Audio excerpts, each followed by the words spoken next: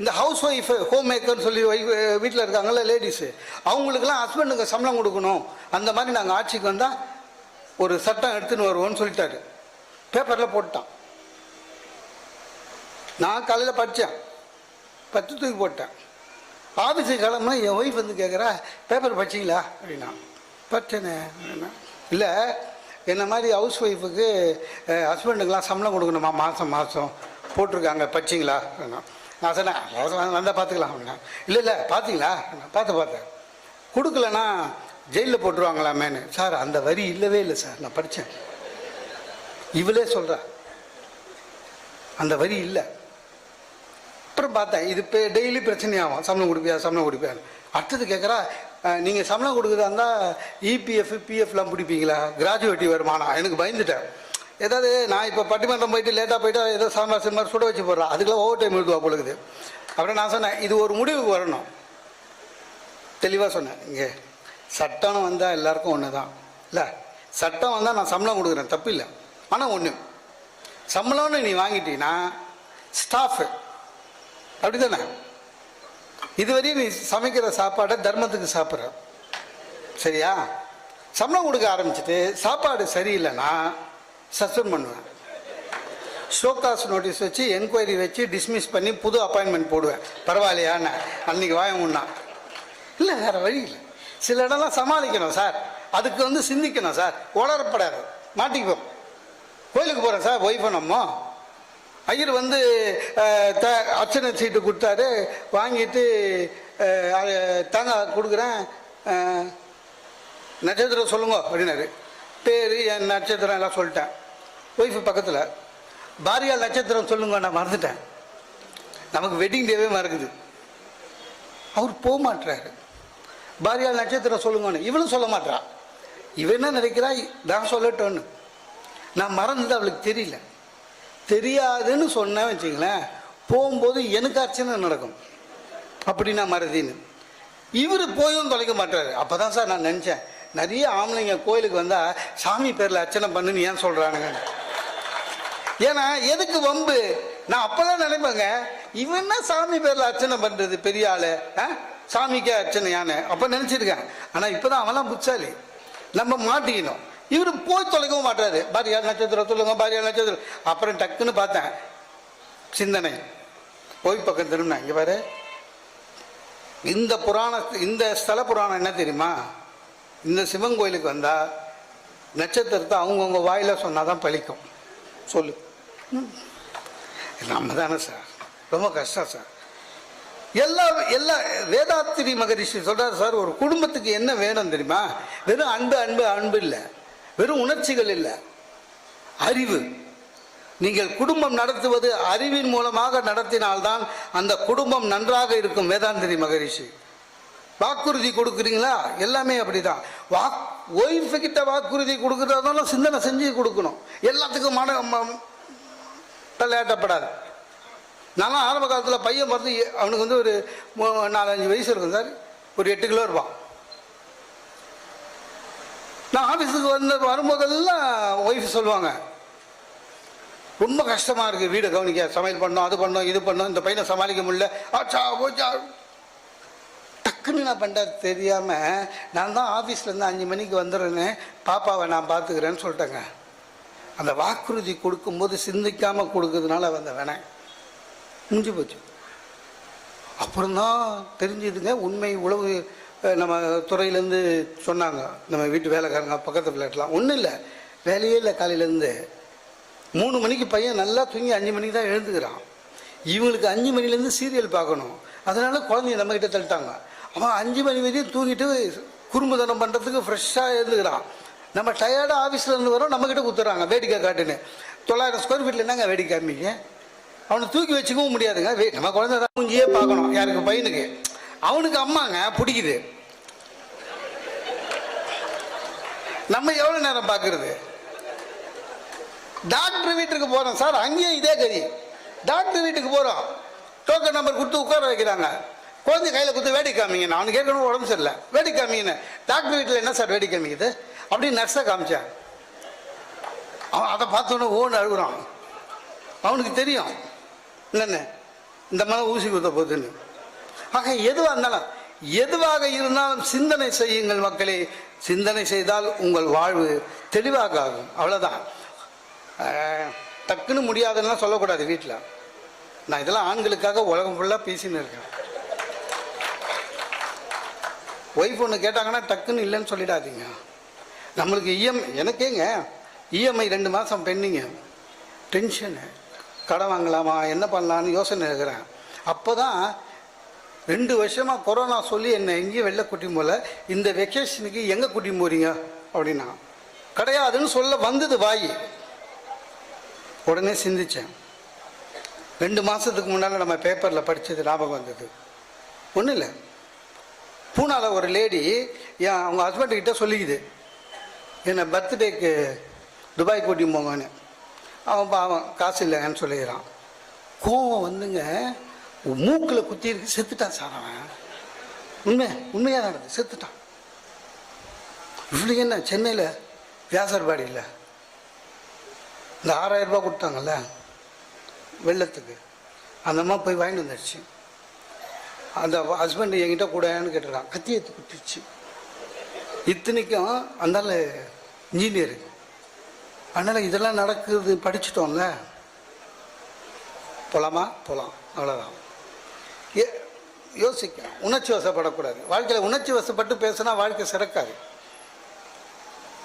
அதாவது அம்மாவையும் ஒய்ஃபையும் வச்சிருக்கிற குடும்பத்தில் இருக்கிற ஆம்பளைலாம் ரொம்ப கஷ்டம். சண்டே போது எல்லா ஒய்ஃபும் எல்லா குடும்பத்தில் ஒரே கேள்வி கேட்பாங்க, பார்த்துக்கிறீங்களா? உங்களுக்கு நான் முக்கியமா உங்கள் அம்மா முக்கியமானு கேட்பாங்கல்ல. வாய் வரையும் வருமா அம்மானு சொல்லக்கூடாது. சொன்னீங்கன்னா சோறும் கிடைக்காது. கொஞ்சம் பொறுத்துக்கோ, இன்னும் கொஞ்ச நாள் தானே அட்ஜஸ்ட் பண்ணிக்கோ அப்படின்னு சொல்லணும். அந்த இன்னும் கொஞ்ச நாள் தானே அட்ஜஸ்ட் பண்ணிக்கோன்றது யாருக்குன்னு சொல்லக்கூடாது. அம்மாக்கா இவளுக்கு புத்திசாலித்தனமாக போழைங்க சார், வேறு ஒன்றும் பண்ண முடியாது. ஏன்னா புத்திசாலித்தனமும் சிந்தனையும் இல்லைன்னா வாழ்க்கை ரொம்ப கஷ்டம் சார், ரொம்ப கஷ்டம் சார். மேலேருந்து ஆப்பிள் கீழே விழுது இல்லை, உலகம் தோன்ற நாள்லேருந்து விழுது. நியூட்டனுக்கு முன்னாலேயும் விழுந்துருக்கு. நம்மளுக்கு என்ன தேவை? ஒரு மேலேருந்து ஒன்று பொத்துன்னு விழுந்துட்டு வச்சுக்க, பழமாக இருந்தது தான் என்ன பண்ணுவோம், வேற ஏதாவது கீழே விழுந்து தான் தேடுவோம் இல்லை. ஆனால் ஒருத்தன் மட்டும் சிந்திச்சான் சார், உலகத்தில் ஒரு பெரிய விதி கண்டுபிடிக்கப்பட்டது இல்லை. ஒரு ஊரில் ஹரிச்சந்திரன் ட்ராமா நடந்ததுங்க. அந்த ஹரிச்சந்திரன் ட்ராமாவில் ஒரு 100 பேர் பார்க்குறாங்க. பார்த்தவன் எல்லாம் ஒருத்தன் என்ன பேசுகிறான், அந்த சந்திரமதி யாரு, அந்த எந்த ஒரு பொம்பளை அப்படி தான் யோசிக்கிறான். இன்னொருத்தன் அந்த பாம்பு வாய் கட்டி இருக்குதா வாய் கட்டாததா அதுபோல தான் யோசிக்கிறான். ஆனால் ஹரிச்சந்திரனாக பார்த்தவொன்னே வாழ்க்கையில் இனிமேல் பொய்யே சொல்லக்கூடாதுன்னு ஒரே ஒரு மனிதன் சிந்திச்சான். அதுதான் அந்த மனிதன் மகாத்மாவாக மாறினான்.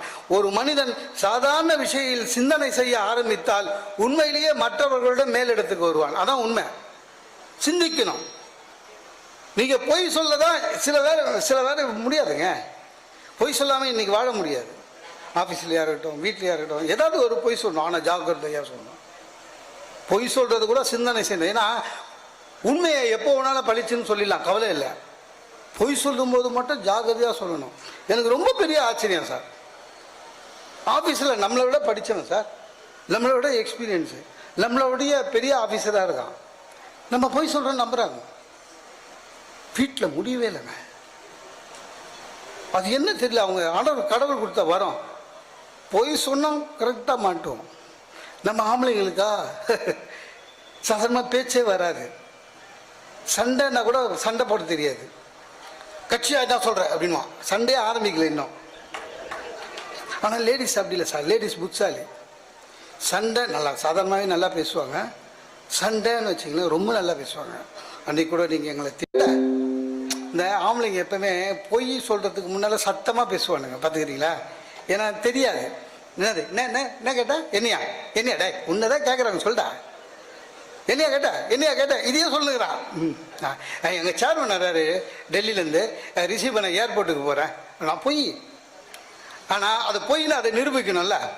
அந்த அம்மா ஒன்றும் இல்லை, ரொம்ப சிம்பிள். விளையாடின பையனை கூப்பிட்டுது, டே இங்கே வா, பிளேன் கிட்ட பார்க்கணும். நீ அப்பா ஏர்போர்ட் போறாரு, கூட போனிச்சு.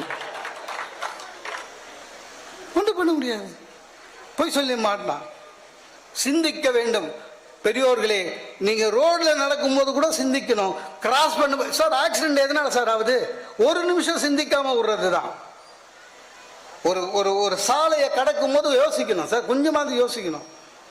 அது மாதிரி யார் எது கேட்டாலும் பதில் சொல்றதுக்கு முன்னால ஒரே ஒரு நிமிஷம் யோசிங்க, ஒரே ஒரு வினாடி யோசிங்க, நீங்க காப்பாற்றப்படுவீர்கள். அதையும் ஐ அஃபிஷியல்ஸ் எல்லாம் கேட்கும்போது உஷாரா பேசணும். நான் நல்லா மாட்டிக்கிறேன். என்னோட விபி ஃபோன் பண்ணி கேட்டாரு, மனசுத்திரம் ஆர் யூ ஃப்ரீ அப்படின்னாரு. இந்த மேலதிகாரி ஃப்ரீயான்னு கேட்கும்போது நம்ம நாகரிகமாக எஸ் சார், நோ சார், சொல்லுங்கள் சார், சொல்லுங்கள் சார், அப்படி ஒன்றும் ஃப்ரீ, அப்படி ஒன்றும் பிஸி இல்லை சார். ஒரு நிமிஷம் யோசிக்கணும். நான் இல்லை சார், சார் சொல்லுங்கள் சார், ஃப்ரீ தானே, ரூமுக்கு வந்துட்டார். போனேன். நீங்கள் இந்த பட்டிமன்றம்லாம் கோயிலுக்கு எல்லாம் பேசுவீங்களா? Yes yes sir. ஒன்றில் நம்ம போர்ட் டைரக்டர்ஸ் 6 பேர் நார்த் இந்தியன்ஸு ராமேஸ்வரம் பார்க்கணுன்னு வராங்க. நீங்கள் என்ன பண்ணுங்க, அவங்க 6 ஃபேமிலியும் கூட்டிகிட்டு போயிட்டு ராமேஸ்வரம் காட்டிட்டு வாங்கண்ணா. நான் சொன்னேன், சார் அவங்க எனக்கு ஹிந்தி தெரியாது சார். போக உங்களுக்கா தெரியாது, போங்க, உங்களுக்கு தான் எல்லா கோயிலும் தெரியும். ஏதோ நான் நாயன்மார் லெவலில் சொல்கிறாரு, எல்லா கோயிலும் போய் நான் தேவாரம் திருவாசகம் பாடுவேன்னு. மாட்டிக்கினேங்க. மாட்டிக்கினா அந்த 12 பேர் எனக்கு தெரிஞ்ச ஒரே ஹிந்தி உட்டோ பைட்டோ, சரியா? வேற ஹிந்தி தெரியாது. வந்தவன் டைரக்டர்னு சொல்கிறானே தவிர இங்கிலீஷ் தெரியல. அந்த லேடிஸு ரொம்ப தொல்லை, கச்ச கச்ச கச்ச கச்சது. சாதாரணமாக பேசலாம் கூட புரியாது, கடகடன்னு ஹிந்தி பேசலாம். டிரைவர் பக்கத்தில் அமக்கமாக உட்காந்து அப்படியே பிள்ளையார்பட்டி போய் அப்படியே கிளம்பி ராமேஸ்வரியும் கூட்டியும் போய் மீதியெல்லாம் அரேஞ்ச் பண்ணியிருந்தானுங்க. ஹோட்டலில் போட்டேன். காலையில் குளிக்கணும். போய் கதவை தட்டு எழுந்திக்கானா என்னன்னு சொல்கிறது, குளிக்கிறது என்னன்னு தெரியாது. ஓஷன் ஸ்தானம் ஆவு ஆவு எல்லாம் வந்தான். குடும்பமே வந்தது. கடற்கரையில் நின்றுட்டோம். போய் குளிக்கடான்னு. அப்புறம் வழக்கம் போல் செருப்பு கிருப்பு எல்லாத்தையும் என்கிட்ட வச்சுட்டு ஒருத்த கண்ணாடியோடு இறங்கிட்டான். கண்ணாடியை விட்டான். ஓ மேன், அது போயிடுச்சு, ஆழ்மானத்துக்கு விடுவா நீ அப்படின்னா. வந்தானுங்க. ஐயரை ரெடி பண்ணி வச்சுருந்தேன். சங்கல்பம் செஞ்சுக்கோ அப்படின்னா. ஐயர் உட்காந்து சங்கல்பம் சொல்கிறாரு. அது திருப்பி சொல்ல தெரியல அவனுக்கு. இது நடுவில் நானே அவர் சொல்கிறத நான் வாங்கி அவனுக்கு சொல்கிறேன், வேறு ஒன்றும் இல்லை. அதுக்குள்ளே யாரோ ஒரு 3 பேர் என்கிட்ட வந்து, சார் எங்களுக்கும் சேர்த்து சங்கல்பம் பண்ணிவிடுங்களேன்னா. நான் ஏதோ அந்த தொழிலாக பண்ணுறேன்னு நினச்சினுக்கிறான். எவ்வளோ அவமானம். இவனுங்களை மாட்டி தவிச்சு, அதுவும் இந்த அங்கே கிணறு இருக்குங்க, அதில் தண்ணி கொடுப்பாங்க. அது தீர்த்தம் தான். தீர்த்தனா நான் சும்மா வாங்கி அப்படியே போயினே இருக்க வேண்டியதானே. அதில் ஒரு ஆள் பக்தி ஜாஸ்தியாகி ஒவ்வொரு கிணத்துலையும் டம்ளராக தண்ணி குடித்தான். ஹோட்டலுக்கு வந்தால் லூஸ் மோஷன். அவனுக்கு எட்டு போய் ஆஸ்பத்திரியில் விட்டு 2 IV பாட்டிலை ஏற்றி அவனை ரெடி பண்ணி கூட்டின்னு வந்து சுக்ரியா அச்சா அப்படின்னு போயிட்டானுங்க. அடுத்த நாள் ஆஃபீஸுக்கு போகிறேன். விபி கூப்பிட்டு சொன்னார், பெஸ்ட்ரியா நீ பாராட்டினே இருந்தாங்க அவனை. இனிமேல் யாராவது எங்கேயாவது வேணும் அப்படின்னா நீதாயா. அதாவது ஒரே ஒரு நிமிஷம் யோசிக்காமல் ஃப்ரீன்னு சொன்னேன். அதுக்காக இதெல்லாம் இப்போ தப்பு இல்லைங்க. வீட்டுக்கு போனேங்க. என் ஒய்ஃப் சொன்னா, நான் கூட ராமேஸ்வரம் பார்க்கல, கூட்டின்னு போறீங்களான்னு. எனக்கு இந்த ராமேஸ்வரனாலே பிபி வரும். இப்போ நான் சொன்னேன், வேறு வேலை இல்லைண்ணே. ஆமாம் ஆமாம், ஊரில் இருக்கிற பொம்பளைங்களெல்லாம் கூட்டின்னு போறீங்க, என்ன கூட்டின்னு போகிறீங்க. எல்லாமே ஒரு சிந்திக்காமல் பேசுவது கஷ்டம். ஒரு அற்புதமான திரைப்பட பாடல்ங்க. கண் போன போக்கிலே கால் போகலாமா, கால் போன போக்கிலே மனம் போகலாமா. அதுதான் சார். சிந்தித்து பார்த்து செய்கையை மாற்று. நீ எது பண்ணாலும் சரி, சிந்தித்து பார்த்து தப்பாக இருந்ததுன்னா செய்கையை மாற்று. தவறு சிறுசாக இருக்கையில் புரிஞ்சுக்கோ. ஆக உங்கள் சிந்தனை உங்கள் வாழ்க்கையை முன்னேற்றும். உங்கள் வாயிலிருந்து வர வார்த்தை இல்லை, மூளையிலேருந்து வர வார்த்தை.